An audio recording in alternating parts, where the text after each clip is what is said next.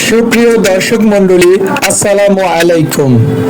বাংলাদেশ জাতীয় চিড়িয়াখানার দ্বিতীয় পর্বে আপনাকে স্বাগতম।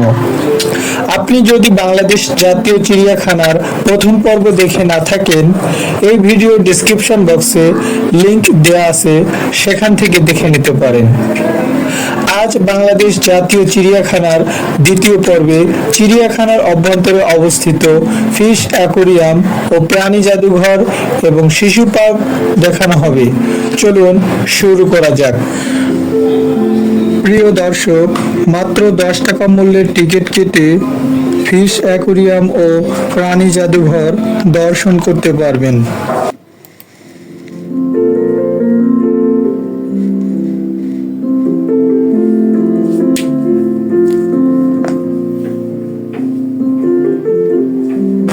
গোল্ডফিশ এর উৎপত্তি পূর্ব এশিয়ায়। আকার 4 থেকে 5 ইঞ্চি। এর আয়ুষ্কাল 10 থেকে 15 বছর।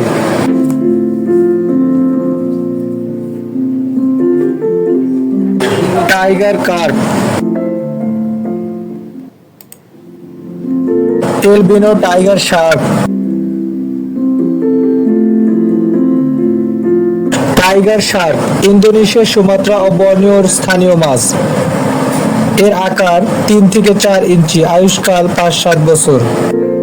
অ্যাঞ্জেল ফিশ আমেরিকার একটি মাছ। এর আকার 5 থেকে 7 ইঞ্চি। সিলভার ডলার এর উৎপত্তি দক্ষিণ আমেরিকায়। এর আকার 5 থেকে 6 ইঞ্চি। পিরানহা দক্ষিণ আমেরিকার নদী, হ্রদ, প্লাবনভূমি এবং জলাশয়ে বসবাস করে। এর আকার 5 থেকে 14 ইঞ্চি। গাপ্পি,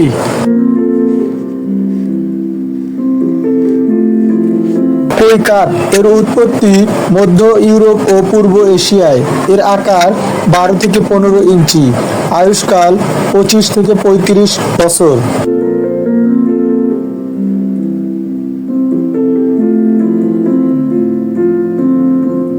কুমির মাছ এর উৎপত্তি আমেরিকায়। এর আকার 72 থেকে 96 ইঞ্চি। মিল্কি কই carp, red tail catfish,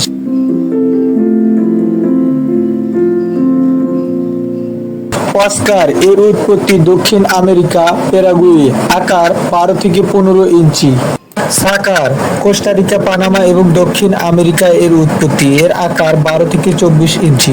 মুনরাইজ fish এর উৎপত্তি ভারত, দক্ষিণ আমেরিকায়। এর আকার 2 থেকে 3 ইঞ্চি। জেব্রা তেলাপিয়া,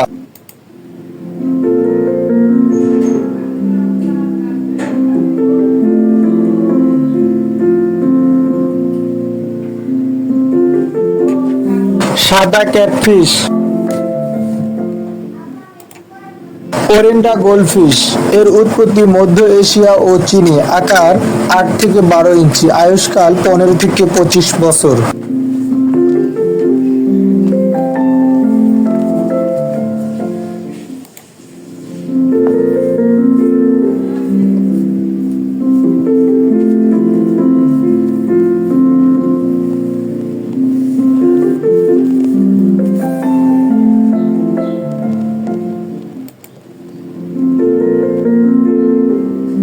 রেইনবো শার্ক এর উৎপত্তি দক্ষিণ পূর্ব এশিয়ায়। এর আকার 12 থেকে 15 ইঞ্চি। এর আয়ুষ্কাল 15 বছর।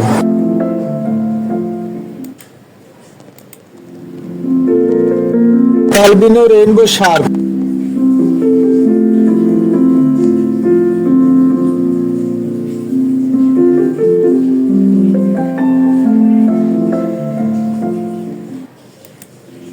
কচ্ছপ,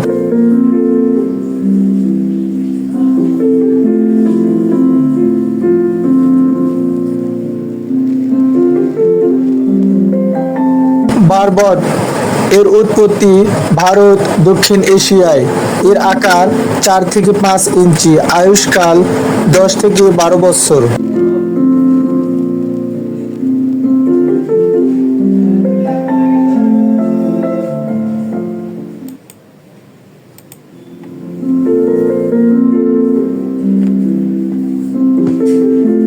টাইগার বার্ব ইন্দোনেশিয়া, সুমাত্রা ও বর্নিওর স্থানীয় মাছ।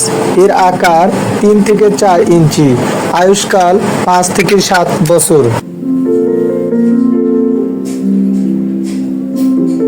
ব্লু গৌরামী মালয়েশিয়া, থাইল্যান্ড, দক্ষিণ ভিয়েতনাম ও বৃহত্তর সুন্দরবনে দেখা যায়। এর আকার 5 থেকে 6 ইঞ্চি। আয়ুষ্কাল 4 থেকে 5 বছর।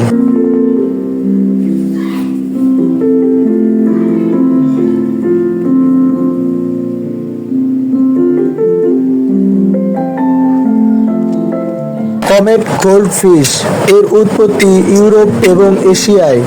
আকার 6 থেকে 12 ইঞ্চি। আয়ুষ্কাল 5 থেকে 14 বছর।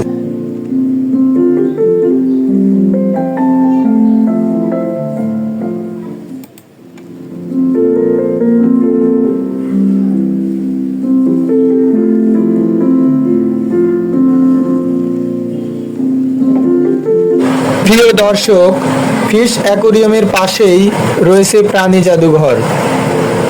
মৃত প্রাণী সংরক্ষণ করে সেগুলোর পরিচিতি ভবিষ্যৎ প্রজন্মের কাছে তুলে ধরতে প্রাণী জাদুঘরের ভূমিকা অত্যন্ত গুরুত্বপূর্ণ। জাতীয় চিড়িয়াখানায় মারা যাওয়া প্রাণী সাধারণত প্রাণী জাদুঘরে সংরক্ষণ করা হয়। কর্তৃপক্ষ বলছে, প্রধানত 3টি উপায়ে প্রাণী সংরক্ষণ করা হয়। এগুলো হলো স্টাফিং, স্কেলিটন ও স্পেসিমেন। স্টাফিং হলো কোনো প্রাণী মারা গেলে বিশেষ পদ্ধতিতে তার চামড়া ও মাথা সংরক্ষণ করে ফোম জাতীয় কিছু দিয়ে আগের অবয়ব স্থাপন করা। প্রাণী জাদুঘরে শিম্পাঞ্জি, বনমানুষ, বাঘ, উট, ভাল্লুক, বিড়াল, বনরুই, কালোবাঘ, পাহাড়ি সিংহ, লাল হনুমান, লাল পান্ডা, কালোবাস বানর, ম্যাকাও পাখি, মণিরাজ সাপের মতো 54টি প্রাণীকে স্টাফিং করে সংরক্ষণ করা হয়েছে। এর মধ্যে অরিক্সের মাথা, জলহস্তির নিচের চোয়াল, সাম্বার হরিণের মাথা, চিত্রা হরিণের মাথাও আছে। স্কেলিটন মানে প্রাণী মারা যাওয়ার পর তার হাড় দিয়ে আগের অবয়ব তৈরি করা। প্রাণী জাদুঘরে মাত্র 5টি প্রাণীর স্কেলিটন আছে। এগুলোর মধ্যে 2টি বৃহৎ নীল তিমি, 1টি কুমির, 1টি মুরগি ও 1টি কবুতর আছে। কোনো প্রাণী মারা যাওয়ার পর হুবহু তা কোনো পাত্রের মধ্যে ফরমালিন দিয়ে সংরক্ষণকে বলে স্পেসিমেন। প্রাণী জাদুঘরে এই পদ্ধতিতে পাখিরাজ সাপ, বঙ্করাজ সাপ, শকুনের ডিম, গোখরো সাপের ডিম, কচ্ছপের ডিম, হাঙর মাছ, চেল্লা, যোগ, চিতাবাঘের শাবক, মায়া হরিণ, সামুদ্রিক ছুরি মাছ সহ 74টি প্রাণী ও ডিম সংরক্ষণ করা হয়েছে। পাশাপাশি ময়ূর, উট পাখি, গুইসাপ ও ইমু পাখির ডিমের ভেতরের অংশ ফেলে দিয়ে তা এই জাদুঘরে সংরক্ষণ করা হয়েছে। কর্তৃপক্ষ বলেছে, কয়েক বছর বন্ধ থাকার পর মাস কয়েক আগে একটি প্রাণীকে স্পেসিমেন করে জাদুঘরে সংরক্ষণ করা হয়েছে। এছাড়াও স্টাফিং করে সংরক্ষণ করা হয়েছে 6টি প্রাণী, তবে এগুলো এখনো প্রদর্শন করা হয়নি।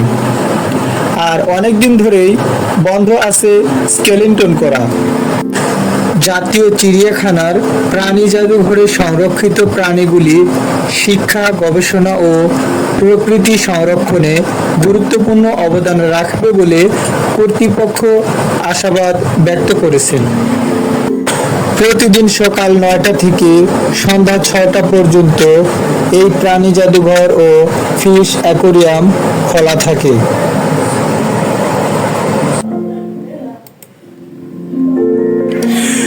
প্রিয় দর্শক, জাতীয় চিড়িয়াখানায় আগত শিশু দর্শনার্থীদের বিনোদনের জন্য চিড়িয়াখানার অভ্যন্তরে গড়ে তোলা হয়েছে শিশু পার্ক। এখানে 2টি পেইড রাইডের পাশাপাশি রয়েছে কতগুলো ফ্রি রাইড।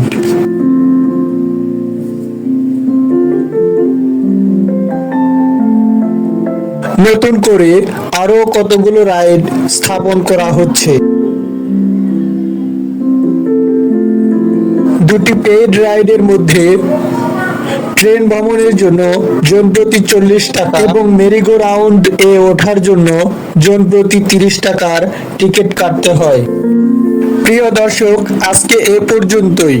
ভিডিওটি ভালো লাগলে একটি লাইক দিন, সাবস্ক্রাইব করে আমাদের সাথে থাকুন। দেখা হবে পরবর্তী ভিডিওতে ভ্রমণ জগতের অন্য কোনো জায়গার আপডেট নিয়ে। শুভেচ্ছা নিরন্তর।